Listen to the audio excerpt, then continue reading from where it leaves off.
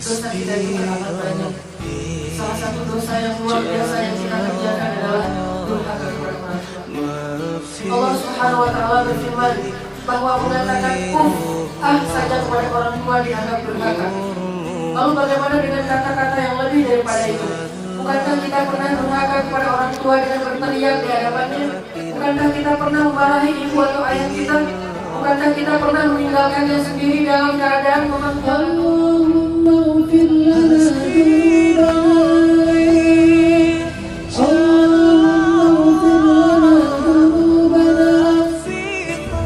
dosa-dosa kami memenuhi langit dan bumi. Dosa-dosa kami lebih banyak daripada angka dan huruf.